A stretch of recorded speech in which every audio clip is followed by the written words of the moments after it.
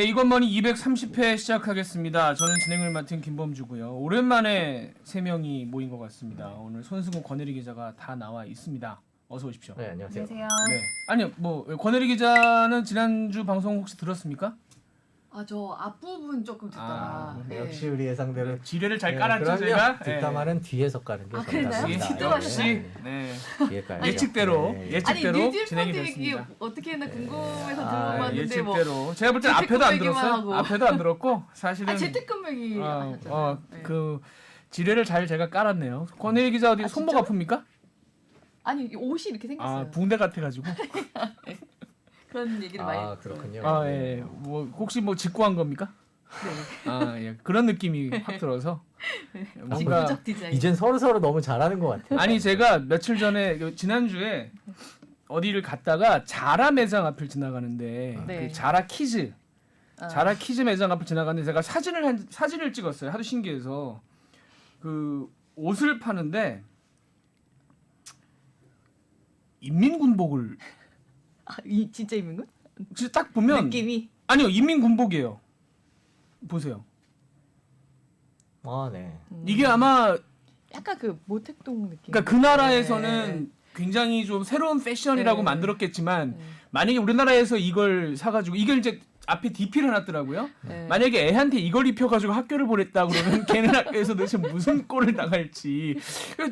DP를 해놓은 걸 보면서 제가 든 생각이 모르겠어요. 이게 한국 매장의 앞에 전시하는 것도 본사에서 다 뭐 지시를 하는 건가? 아니면 한국 아니 걔네 그런 거는 저기 다 본사에서 그런 SPA들은 스파 브랜드들은 본사에서 그런 걸 다 관리를. 그럴 것 같아요. 근데 네. 본사가 한국 본사가 아니고 진짜 글로벌하게 자라에서 아예 원래 본사 중에 본사에서 하는 건가? 왜냐하면 한국 사람이라면 이걸 맨 앞에 DP를 하면서 자기도 웃었을 것 같은데, 그죠?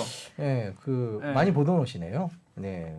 진짜? 자라가 스페인 브랜드죠? 네, 이걸, 스페인 브랜드. 이걸 많이 보셨다고요? 아, 예, 저 예전에 뉴스에서 많이 보던. 뉴스에서 아, 아니 예. 많이 보셨다고 해서 저 탈북을 하셨나? 아니, 그런 건 아니고, 예, 아, 그런 예. 건 아니고 뉴스에서 많이 보던 그런 복장의 색깔도 비슷하고요. 1분 정도 대화를 했더니 이제 권 기자가 손목을 숨기기 시작하는군요. 네. 손목을 밑으로 내렸습니다. 아니에요. 여기 있어요. 자랑스럽습니까? 약간 정형외과 갔다 온 느낌이 들어가지고 약간 아파 계속 보이는 룩. 얼굴은 약간 그러니까 불그스름하고 발그레하다고 해야 될까요? 약간 그렇고. 아 진짜 피곤해서 그런 것 같아요. 네. 힘들죠. 금요일이면 특히 금요일 안 쉬면. 지난주에 그거 관련해서 씹은 겁니다. 네. 다시 한번 찾아서 네네. 들어보시면 궁금하시면 돼요. 들어보세요. 네. 세명이- 씹은 게 아니라 저희가 걱정을 한 거죠. 뭐 어쨌든 네. 지금 들으려고요? 나중에 아니요. 들어요? 네네. 전화 하여튼 저 이렇게 산만해 오늘. 예. 지난주에 뭐 어쨌든 잘한 것 같아요. 왜냐하면 그 펀드 얘기를 하면서 재난지원금 얘기를 사실 지난주에 하려고 했었는데 지난주에는 윤곽 기사를 잡히지 않은 상황에서 상태였죠. 네. 그냥 논란만 가지고 하려고 했었는데 결국은 이번 주는 안이 다 나온 상태이기 때문에 재난지원금에 대한 여러 가지 얘기가 있고 여러 가지 의견이 있고 저희도 좀 얘기를 해봐야 될 것 같습니다. 네. 그런 점에서 우선 구체적인 내용은 대부분 아마 아실 거라고 생각을 하고 생략을 하겠습니다. 이 어떤 안이 있다라는 거에 대해서는 생략할까요? 아니면 권혜리 기자가 한번 잠깐 짧게라도 좀 그래, 소개를 짧게라도 해줄까요? 그래도 저기. 짧게 네, 짧게 해주십시오. 할게요. 네. 네. 일단 전체 규모는 7조 8천억 원 정도 네. 되고요. 7조 8천억. 네. 예. 그다음에 자영업자는 291만 명에 최대 200만 원 지원을 네. 하는데 크게 세 가지죠. 영업 금지한데, 영업 제한한데, 그리고 그런 건 아니지만 매출이 줄어든대. 그래서 이제 일단 영업 제한한 데들은 수도권의 고위험 업종들인데 여기서 단란주점과 그러니까 단란주점까지만을 포함해서 되고 유흥주점으로나 무도장으로 분류되는 곳들은 안 됩니다. 그러니까 춤과 노래가 함께 있거나 노래만 있으면 돼요. 단란주점이 노래가 있는 이렇게 쉬운 데까지래요. 분류법이 있었군요. 제가 어떻게 분류하는지 되게 애매하다고 생각했는데. 이제 물론 이제 유흥업소로 등록이 돼 있으면 일단 안 되는 건데 안 그 되고. 애초에 그거를 분류할 때 그 노래까지 있는 데는 단란주점이고 노래와 춤이 함께 있는 매장이면 유흥업소 네. 그리고 도우미가 있으면 유흥업소예요. 네. 이런 데들은 지원하지 않고요. 그다음에 운영이 제한되는 밤 9시 이후에 지금 영업을 못하는 네, 그렇죠. 식당, 카페 같은 경우는 한 30여만 3천 명 정도 되는데 여기는 150만 원까지 지원을 하고요. 그리고 소득이 줄어든 분들은 될 수 있으면은 증빙을 아주 간소화해서 국세청 자료 같은 걸 통해서 원래 작년까지 연매출이 4억 원 이하인 상공인들 같은 경우에 소득이 줄어든 걸 보고 243만 명한테 100만 원을 지원한다는 내용이 있습니다. 그 외에도 특수고용 근로자들 같은 경우에는 1차 지원 때 150만 원의 지원금이 나간 적이 있습니다. 그분들 네. 같은 경우에는 50만 원을 추가로 드린다. 그때 해놓은 증빙이 있으니까 이분들은 추가 증빙이 필요 없다는 거고요. 그 외에 1차 때는 이렇게 소득이 줄어들고 그런 게 없었지만 이번에 2차 재확산 때 힘들어진 분들 같은 경우에는 그때처럼 150만 원을 드리는데 그게 한 20만 명 정도 될 것 같다는 거죠. 추가로. 그게 하나 있습니다. 이 긴급 고용 안정 지원금 받는 분들은 아까 말씀드린 것처럼 특수고용 근로자, 그러니까 프리랜서나 뭐 택배라든지 학습지 교사라든지 그렇게 그런 일을 하시는 분들이고요. 여행 가이드 뭐 이런. 네, 거죠? 그런 분들. 그리고 또 그 아동 돌봄에 있어서 1차랑 다른 거는 그때는 7살까지 아동이 있는 집에 쿠폰 형태로 돈을 줬는데요. 이번에는 현금 형태로 초등학교 6학년까지 초등학생 자녀들까지 다 되죠. 그렇게 해서 이거는 532만 명에게 돌아갈 걸로 보이는데 미취학 아동은 그때 쿠폰이 나갔을 때도 그게 있었지만 이분들은 이제 그 아동 수당 지급받는 계좌가 있잖아요. 그리로 현금을. 그리고 초등학생들은 수업료랑 극식비 내는 그 스쿨뱅킹 그리로 현금이 들어갈 거고요. 그다음에 취준생들한테 그 구직 지원금이 있는 거에 대해서 좀 궁금해하시는 분들이 많던데 이거는 모든 취준생 아닙니다. 이거 저소득 층에서 그 나라에서 하는 취업 성공 패키지라는 취업 지원 사업에 참여했던 작년이나 올해 참여했던 만 18세에서 34세 청년들이 대상이에요. 그분들이 취준생들 중에서도 지원을 받을 수 있는 거고 그리고 모두 아시는 그 만 13살 이상의 국민에 대한 통신비 2만 원 지원이 있는데요. 이거 어제 얘기 나온 다음에 제가 질문 제일 많이 받은 게 그럼 선불폰 어떻게 되냐는 거였거든요. 네. 선불폰은 논의 중이라고 합니다. 물어봤더니 아직 그거에 대해서는 방침이 정해지지 않았습니다.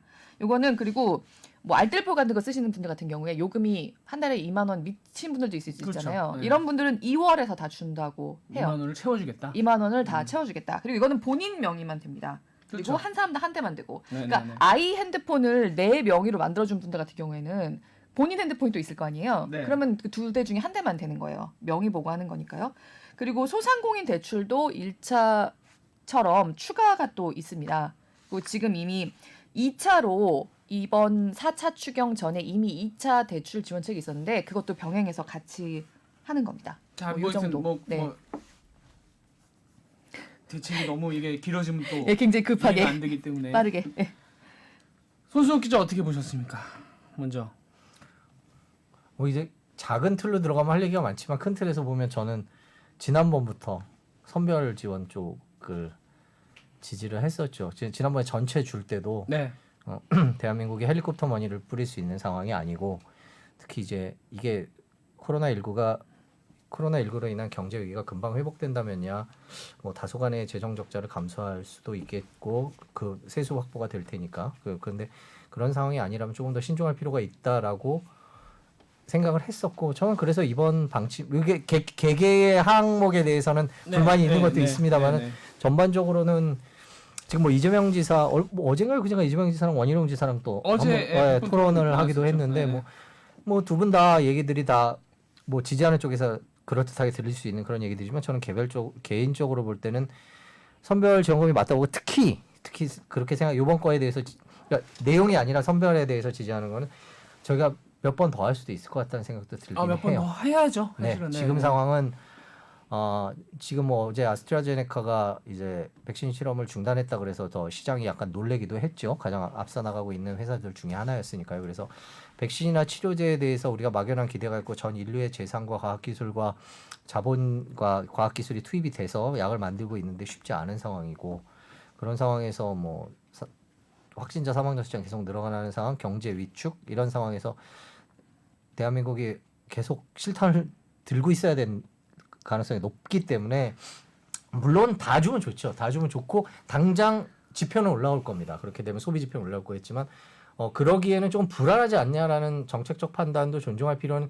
있다고 생각합니다. 다만 개개에 대해서는 이제 앞으로 말씀드리겠지만 이 돈을 여기 썼어야 됐을까에 대해서는 약간 뭐 그런 것들도 있긴 그건 뭐 하죠. 좀 이따 다시 네. 좀 짚어봐야 될 것 같고 권혜리 기자는 어떻게 뭐 선별 지원과 보편 지원 어느 쪽 맞다고 저는 저번에는 다 주는 게 맞는 것 같다고 말씀드렸었는데 이번에는 그러니까 저는 뭐 라디오 같은 데서 몇 번 얘기했었었는데 저는 이번에는 선별 지원 왜냐면 이게 또 2차 추경이고요. 뭐 손종욱 선배도 방금 얘기하셨지만 계속해서 이런 지원이 있을 수가 있는 거기 때문에 정말로 그 코로나19로 인해서 생계에 큰 타격을 겪은 분들을 좀 선별하는 게 필요하겠다라고 생각을 했었어요. 그래서 저는 선별 지원이 맞다고 이번엔 생각을 했고 근데 저도 조금 어느 정도는 선별 지원을 찬성할 때부터 어느 정도는 그 경계선에 있는 분들 같은 경우에 이거 조금만 더 넓혀주면 나도 그럴 받을 수 수 있을 있죠. 텐데 네. 그런 불만이 있는 거는 좀 어쩔 수 없는 거고 또 그런 분들의 마음은 굉장히 존중하지만 어느 정도는 또 감안할 수밖에 없다. 왜냐하면 그 바운더리라는 건 어디선가는 그긴 그어야 되잖아요.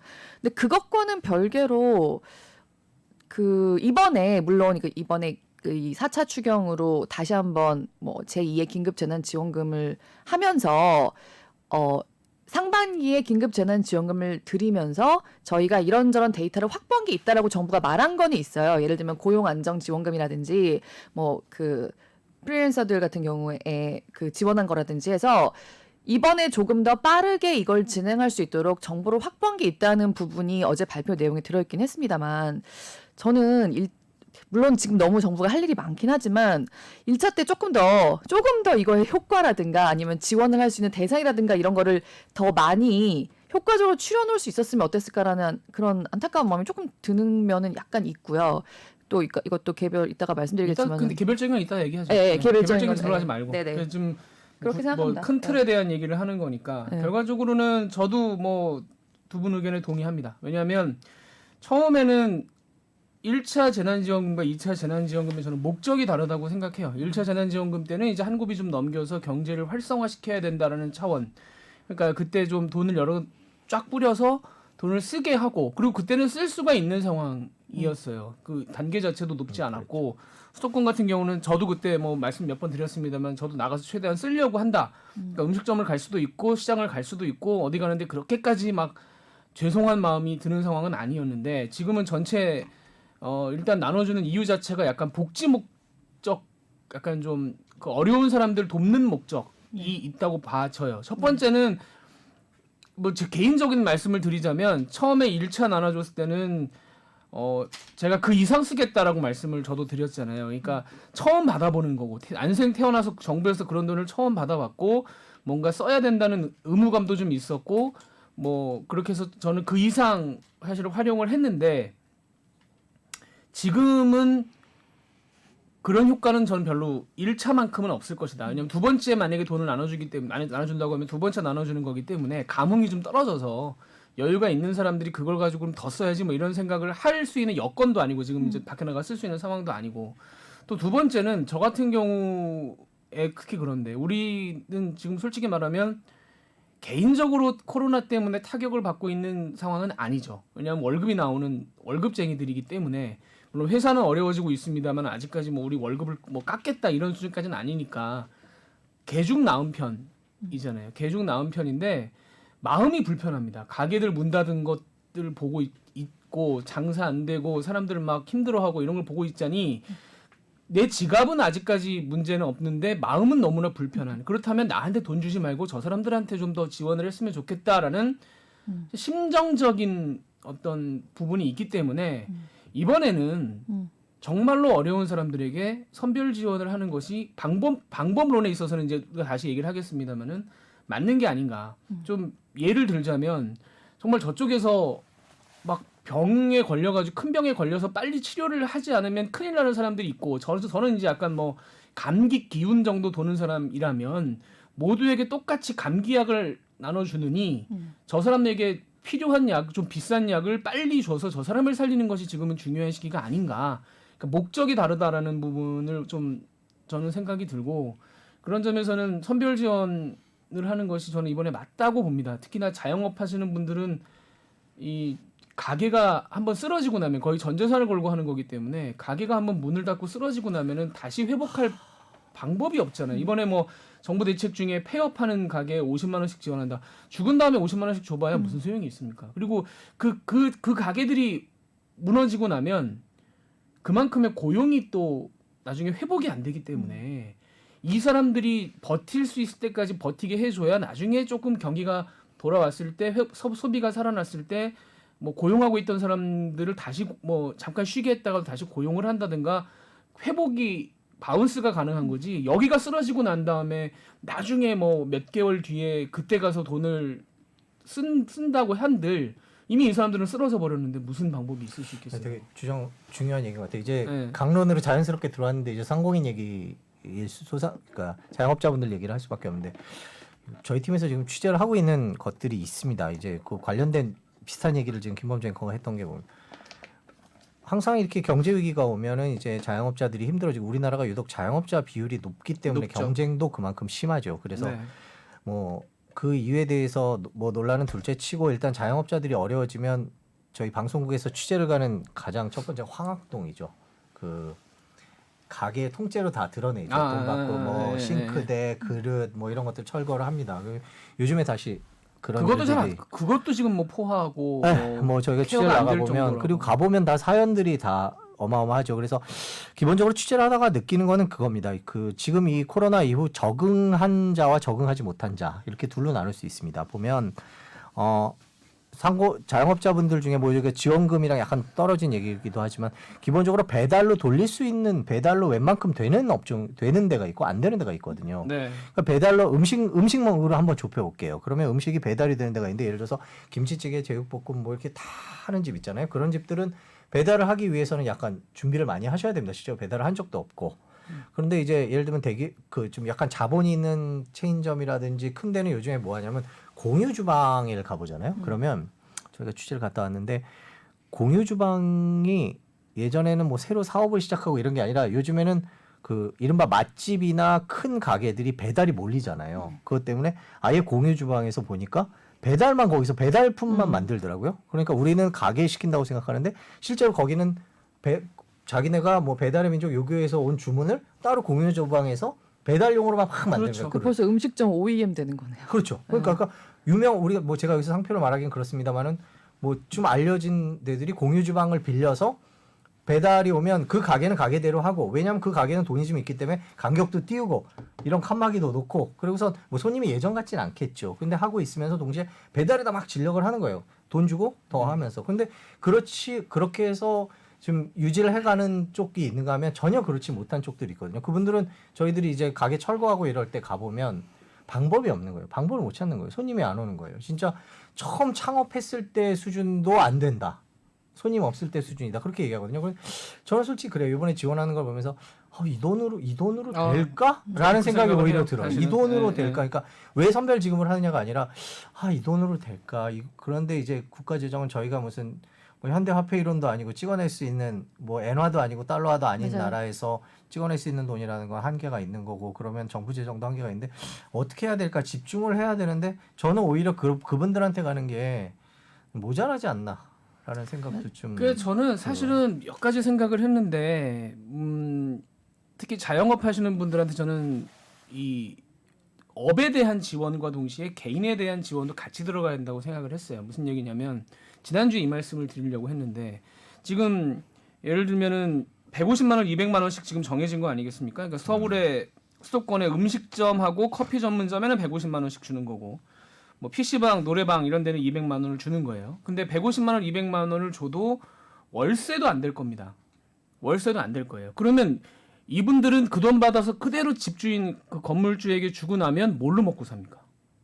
이 사람들도 먹고 살아야 될 거잖아요. 근데 이분들이 차상위 계층이나 아마 그렇게는 안 될 거예요. 장년소득 같은 것들이 있기 때문에 이분들이 그런 사회복지 쪽에 어떤 뭐 지원을 받을 수 있는 사람들이 아니란 말이에요. 그럼 이분들은 그 돈 받아서 고스란히 건물주에게 주고 나면 그리고 거기도 보태야 되겠죠. 그러고 나면 뭘 먹고 버티냐라는 생각이 들더라고요. 그래서 업은 업대로 지원하면 왜냐하면 아까 제가 말씀드렸듯이 이분들이 쓰러지고 나면 그만큼 고용이 심각하게 저는 타격이 받을 거기 때문에 그래서 미국 같은 경우에 이게 이제 약간은 다른 얘기인데 미국 같은 경우에 어떤 걸 했냐면 이건 지배 얘기입니다. 왜냐하면 미국은 월세가 워낙 중요하고 거기는 전세가 없는 데기 때문에 트럼프 대통령이 올해 연말까지 월세가 밀린 사람 쫓아내지 못하게 하는 행정명령을 발동했어요. 지난주에. 근데 이제 그렇다고 해서 월세를 내지 말라는 건 아닙니다. 그러니까 유예예요. 연말까지 유예. 쌓이는 건 쌓이는 건데 대신 연말까지 쫓아내지 못하게 행정명령을 발동을 한 거예요.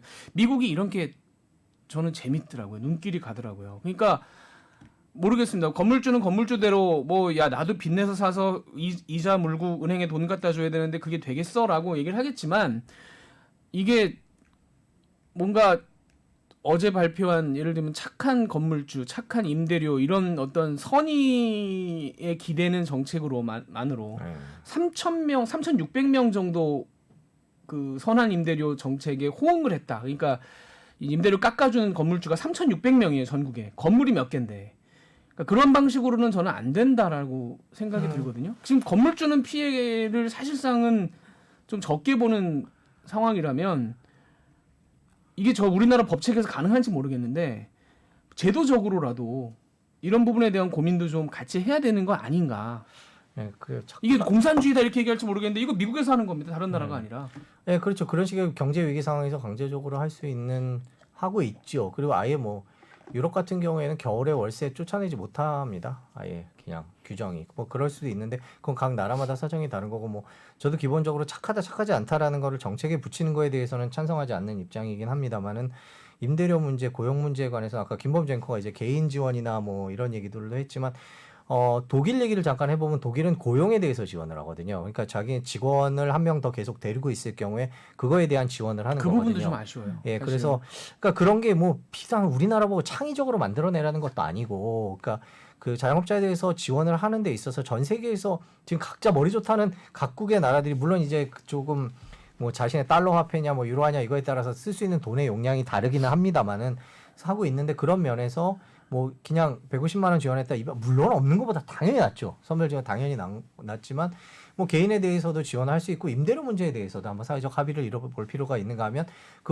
그분이 고용하는 분들은 그 고용에서 그걸로 먹고 사시는 분들이거든요. 심지어 젊은 사람들 같은 경우는 아르바이트 합니다. 아르바이트하는 그 고용인데 그 고용에 대해서 독일 같은 경우는 고용을 유지할 경우에 얼마를 지원한다 이런 식의 제도를 만들고 있거든요. 그래서 고용까지 유지하는 것이 전반적으로 지금 이번 저희가 그 긴급 2차 재난지원금에 대해서 복지적인 측면이 있다라고 본다면 이제 그런 쪽도 고려를 했었으면 좋지 않을까 하는 아쉬움이 있어요. 우리는 이제 고용유지 지원금 이번에 들어 있는데 5천억이에요. 예. 0.5조 원. 사실은 이거 가지고 그러니까 고용유지 지원금이 하기가 쉽지 않죠.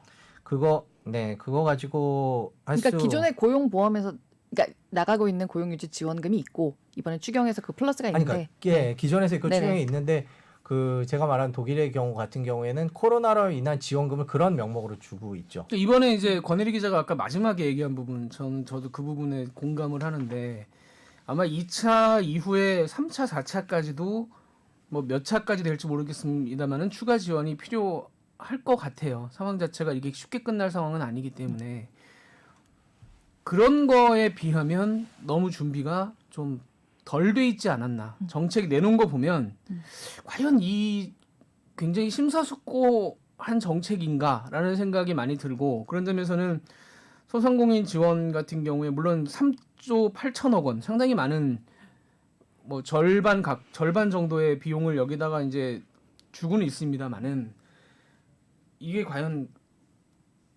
효과가 어느 정도나 있을까라는 걱정이 들고 또 반대로 나가면 이제 이 부분이 지금 가장 문제인 거죠. 가장 문제인 건데 이동통신 2만 원씩 최근에 본 여러 정책 중에 가장 곱게 말씀드려서 가장 실망스러운 정책이고 세게 말씀드리면은 제정신입니까? 아니 저는 진짜 이 부분에 있어서는 좀 분노를 금할 수가 없는 지금 통신비 때문에 사람들이 죽고 사는 문제는 아니잖아요. 지금 죽고 사는 문제 때문에 빚을 내 가지고 돈을 주겠다고 하면서 이거는 저는 다른 게 아니라 보편 지원이라는 거에 대한 불만이 나오니 이거라도 나눠주면 생색이 나지 않겠느냐라고 생각한 것 같아요. 네, 근데 그거죠. 네. 너무 실망스럽습니다. 2만 원을 차라리 현금을 나눠주든가 그냥 쿠폰을 주든가 이걸 어떻게 통신비로 주겠다는 생각을 할 수가 있는 건지. 그러니까 사회적 거리두기 그러니까 이게 착안은 그렇게 한 것 같아요. 사회적 거리두기 중이니까 통신비를 지원하는 것이 이제 언택트 상황에 대한 지원이다라고 착안은 그렇게 한 것 같은데. 네. 너무 실망스러워요. 너무 실망스럽고 그다음에 또 한 가지는 초등학생 이하에게 한 집에 20만 원씩 주겠다. 저는 이것도 하지 말아야 된다고 생각합니다. 개인적으로는. 왜냐하면 애 있는 집에서 돈과 시간 중에 어느 쪽이라고 생각하냐 그러면 저는 시간이라고 생각해요. 지금은. 애들이 워낙 집에 있는 지 오래됐고 부모의 손길이 필요한 애들이 방치되는 경우들이 상당히 많고 당장 저희 회사만 해도 지금 오늘 저희 그 기자들 익명 게시판에도 좀 나 쉬게 해달라. 애 때문에 일을 못 하겠다라는 그랬나요? 글들이 올라오는 상황입니다. 근데 물론 돌봄 휴가를 강화하겠다라는 어떤 구두 약속이 있습니다만은 저는 그런 거 제도적으로 좀 빨리 오히려 힘을 쏟고 거기에 뭐 기업들이 만약에 불편하다면 금전적인 지원을 그런 데다가 넣어서 이 시간을 조금 더 부모들이 아이들에게 투자를 할 수 있게 투입을 할 수 있게 해주는 것이 맞지. 아니 돌보지 못하는데 20만 원씩 주는 거 어디다가 뭘 하라는 거예요. 저는 사실 그래서 20만 원 주면 저는 이번에는 기부를 할 생각입니다. 이거는 약간 좀 열받아서 기부하는 것도 있어요. 이거는 아닌 것 같아요. 이 두 가지는. 근데 문제가 뭐냐면 이 아동들에게 주는 게 1조 1,000억이고요. 휴대전화가 9,300억 원입니다. 합하면 2조예요. 네.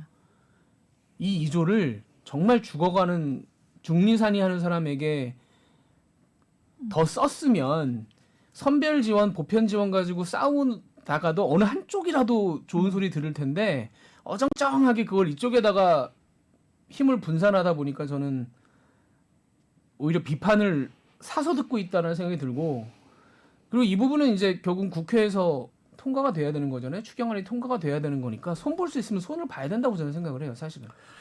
뭐 2만 원에 대해서는 뭐 길게 얘기하지 않겠습니다. 네, 그거는 네. 뭐 그걸 듣는 순간 저는 그랬어요. 아 이게 왜 웃죠? 아니 민주당을 지지하는 커뮤니티에서 심지어 그러니까 아니, 민주당을 네. 지지하는 커뮤니티에서 무슨 글이 올라왔냐면 처음에 이 기사가 나왔을 때 2만 원씩 지원한다는 기사가 나왔을 때 가짜 뉴스라고 그랬어요. 이 사람들이. 그러니까 이게 그럴 리가 있냐? 이 누군가 권혜리 기자 말한 대로 아까 누군가 냈겠죠. 아이디어예요. 언택트고 뭐 이게 주변에 아마 언택트 때문에 집에서 그 뭐 통신 많이 쓰시는 분이 있을 수 있죠. 좋습니다. 그걸 내는 건 좋단 말이에요. 근데 이게 발표가 돼서 나왔잖아요.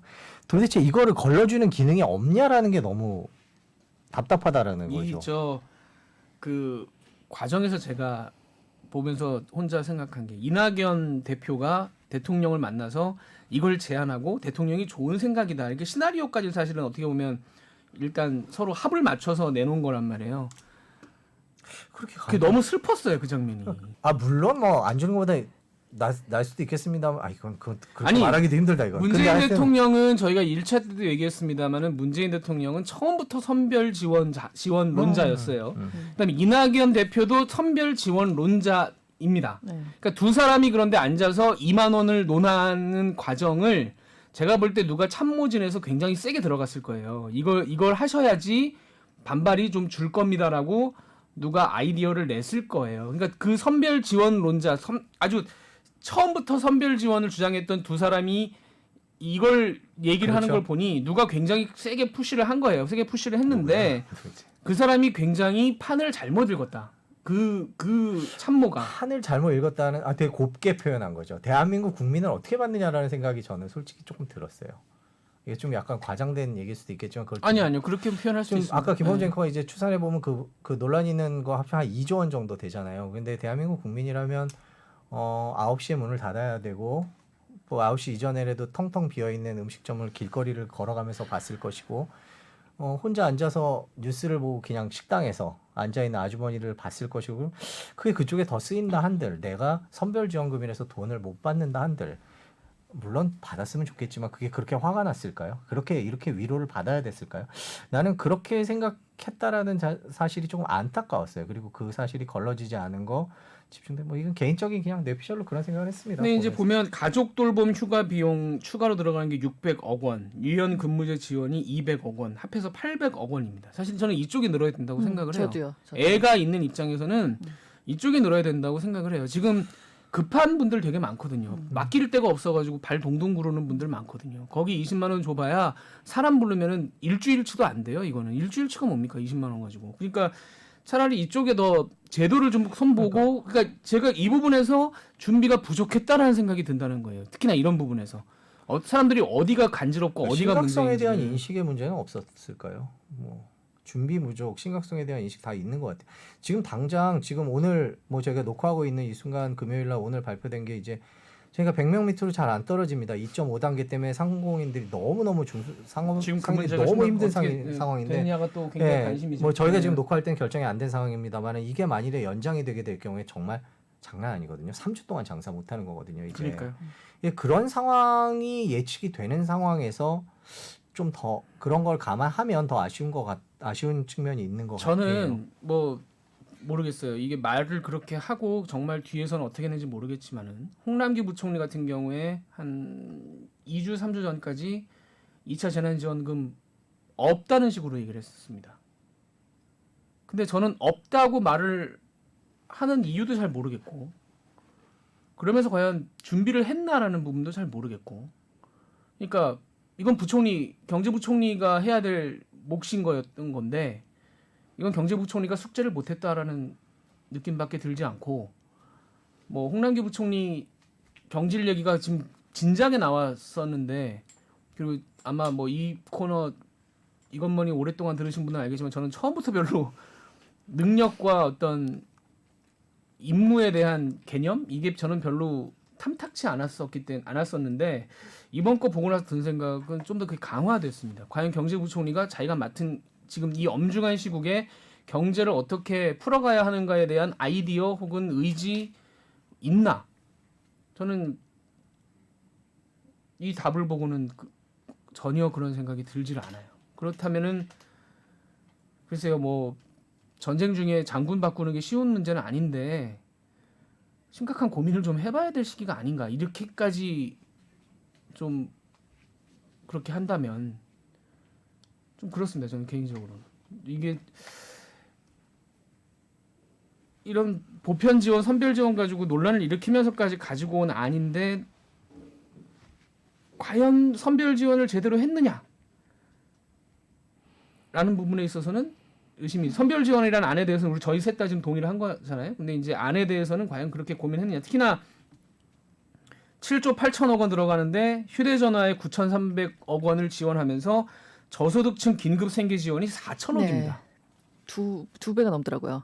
휴대폰 네, 휴대폰 쪽에 두 배가 휴대폰이 넘더라고요. 2배가 넘어요. 네. 저소득층 긴급 생계 지원에 2배가 넘습니다. 물론 뭐 이제 저소득층 지원하는 금액이 원래 있으니까 이제 기존 그게 그런 얘기를 하시지 않을까요? 아니 뭐 그렇긴 하겠죠. 네. 그렇긴 근데 하겠지만 여기 그렇게 겹치는 건 여러 가지 있어요. 여러 가지 물론, 겹치긴 예. 하죠. 겹치긴 하는데 그래도 예를 들면 뭐 아니 그쪽 편을 든 건 아닙니다. 예. 무슨 얘기인지 압니다. 근데 좀 이 설계 자체가 딱히 그렇게 와닿지가 않아요. 그런 점에서는. 잘했다라는 느낌은 확실히 들진 않습니다. 저는 근데 휴대폰이 한 50점 깎아 먹었다고 생각합니다. 휴대폰. 50점이요? 아니 그 전체 100점 만점 중에 50점을 깎은 깎아 것 먹었다고 생각을 한다는 거죠. 더 깎은 것 같은. 이거 다 가려버렸어요. 사실. 그러니까. 다른 내용들을 가려버렸어요. 그래서 이 부분이 조금 안타깝고. 그러니까 가려버렸다는 거를 뒤늦게라도 좀 깨달았으면 좋겠는데.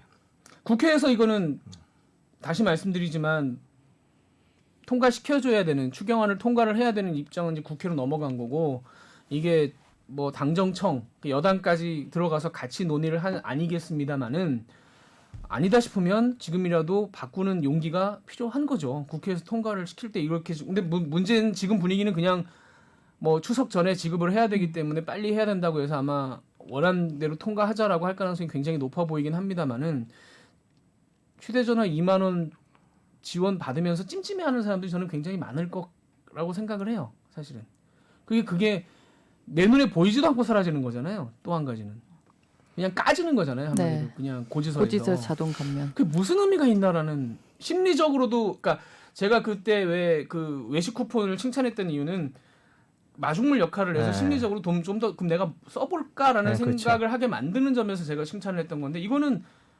그런 심리적인 부분도 없어요. 그렇죠. 그러니까 지갑을 열게 만드는 효과가 없죠. 없어요. 예, 그때는 있었고. 예. 이걸 2만 원을 통신비를 까준다고 해서 내가 딴 데서 2만 원을 더 쓴다는 보장이 없잖아요.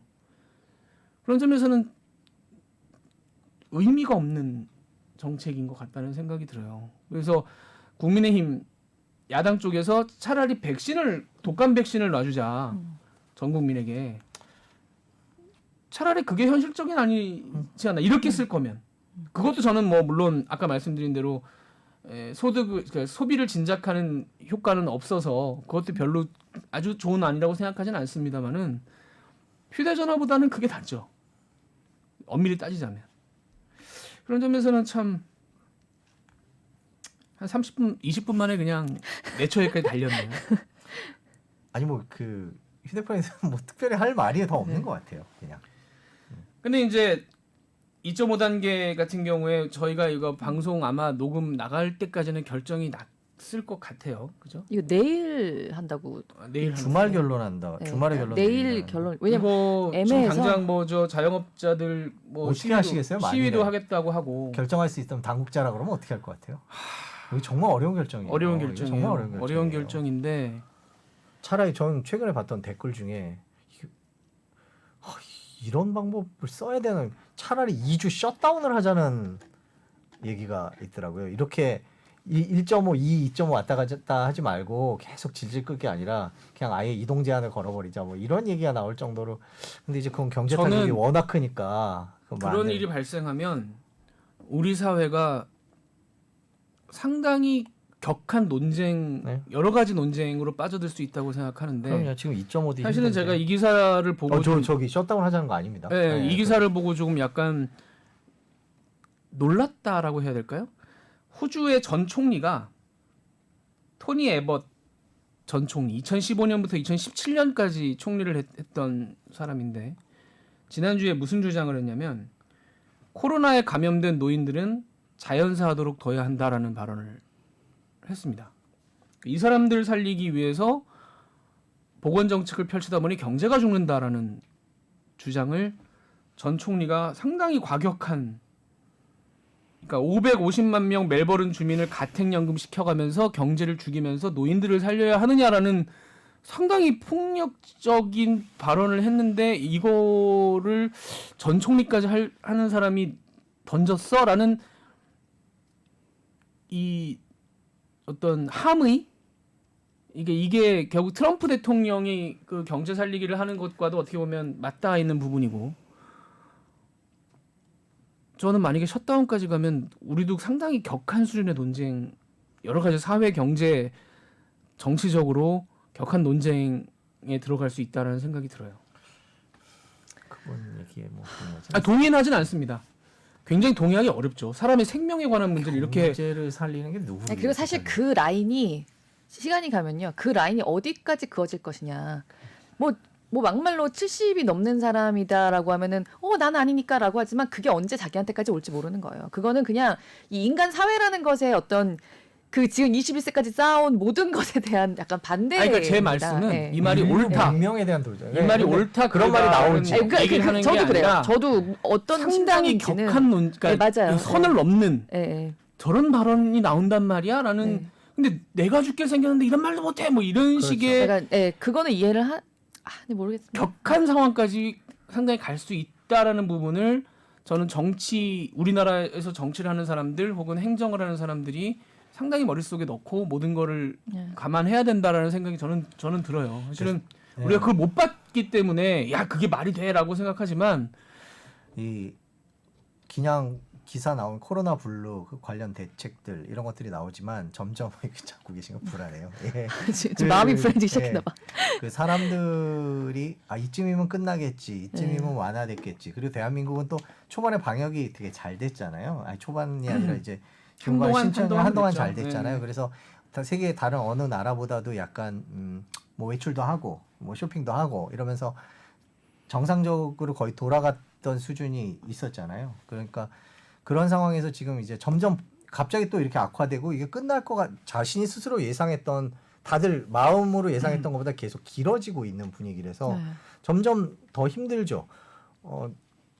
사는 게 아니라 버티는 것 같다라는 표현을 들었었는데 그 말이 맞는 것 같아요. 저희도 진짜 저도 개인적으로 그런 상황에서 더 장사도 안 되고 손님은 하나도 없고 가게는 열고 있는 상황. 셧다운이 계속되고 9시에 문을 닫아야 되고 이런 상황을 이래 죽나 저래 죽나로 받아들일 수 있는 상황이 될 우려도 있기 때문에 결정에 정부 당국이 신중한 거 아닌가 싶어요. 진짜로.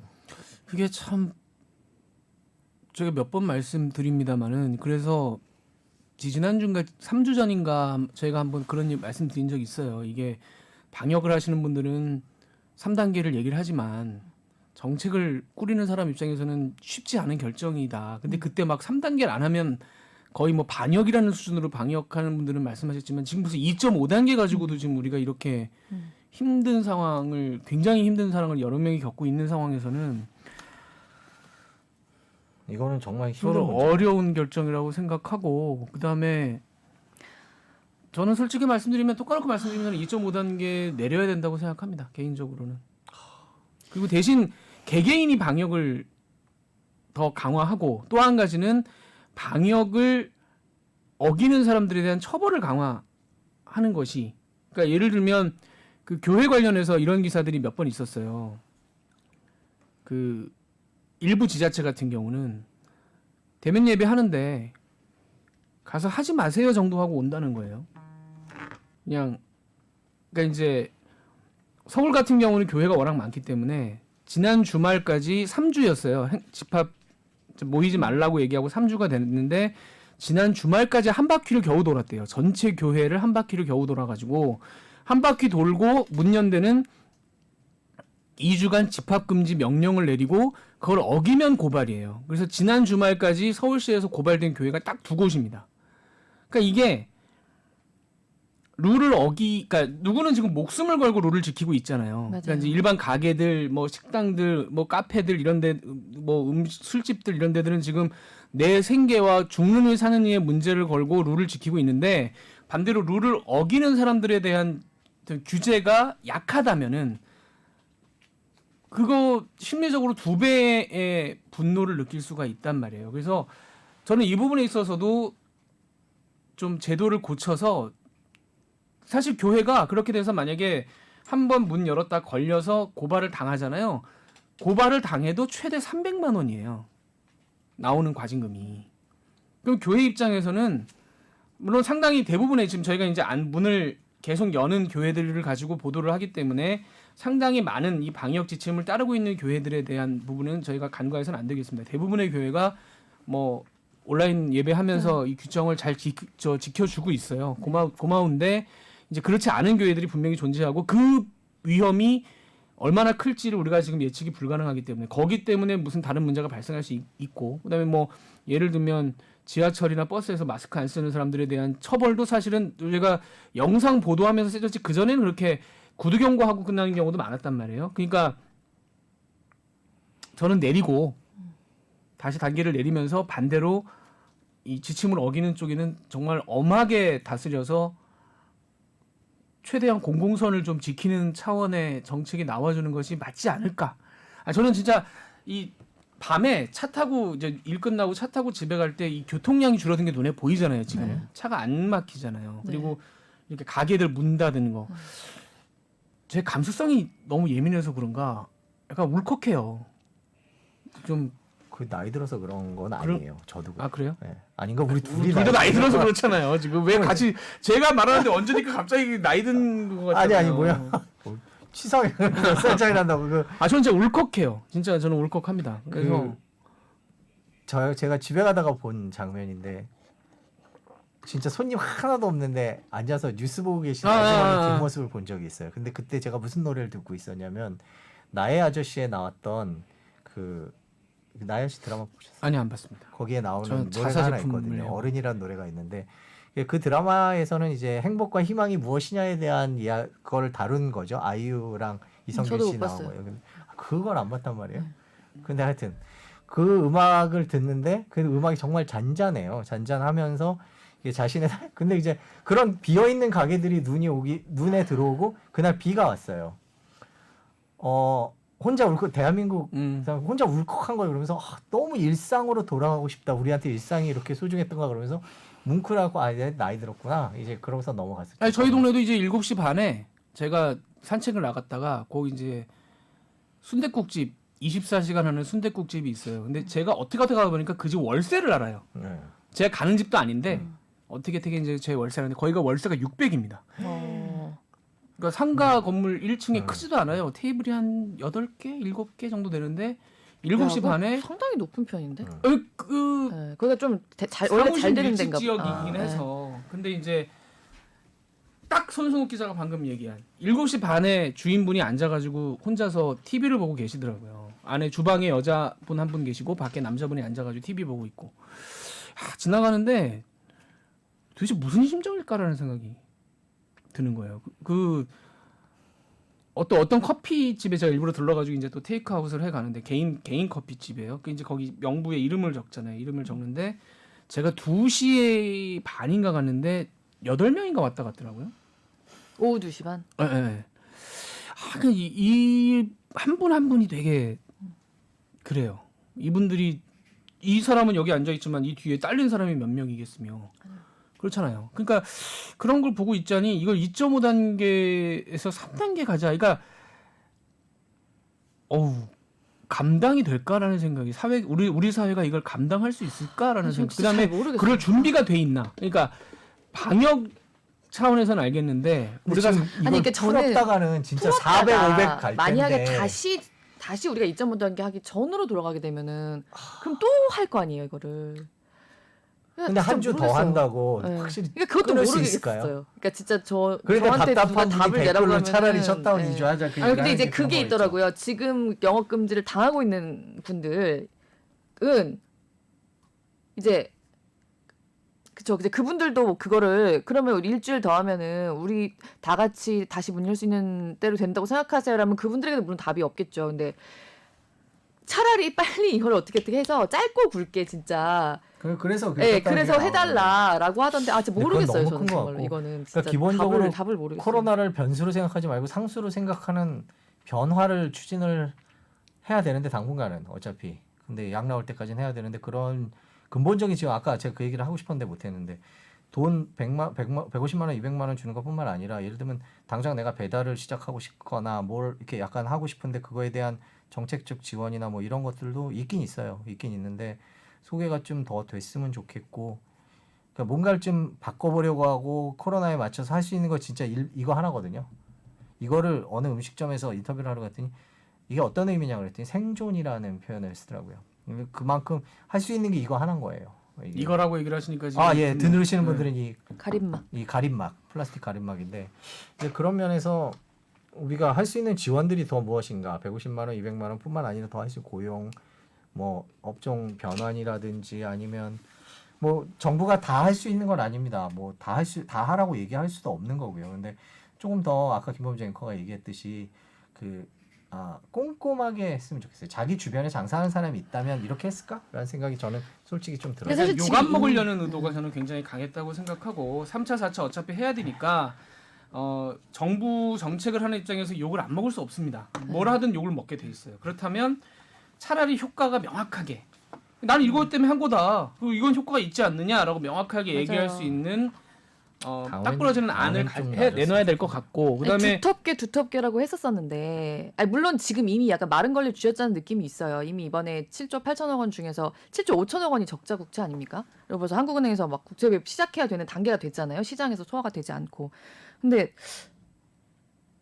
정말 뭐 도돌이 같지만 근데 이제 두 분이 그 얘기를 하시는데 이게 좀 시간이 얼마 안 남아서 네. 제가 좀 짧게 말씀드리면 한국투자증권에서 9월 9일 날 낸 이 보고서가 하나 있어요. 저는 이거 굉장히 재밌게 봤는데 인플레이션에 관련한 보고서가 있습니다. 근데 이 보고서가 물론 뭐 미국이나 외국 그러니까 손승욱 기자가 얘기한 달러를 찍어내도 되는 뭐 그런 나라들에 대한 얘기지만은 기조가 바뀌고 있다. 다른 나라들의 기조가 그냥 단순히 금리 내려가지고는 정말로 돈이 필요한 사람들에게 돈이 돌지 않기 때문에 정부가 돈을 찍어서 푸는 거에 대한 거부감이 전 세계적으로 없어지고 있고 그렇게 해야지 실제로 돈이 필요한 서민들에게 돈이 가기 때문에 그 은행 가서 돈 빌리세요라고 하면 이 소득이 떨어지는 사람들, 신용이 떨어지는 사람들은 은행 가서 돈을 빌릴 수가 없기 때문에 결국은 은행에 돈을 금리 낮춰서 풀어줘 봐야 자산 가치만 올라가지 서민들에게 아무런 도움이 되지 않는다는 게 증명이 몇 년 동안 됐기 때문에 미국부터 시작해서 돈을 찍어서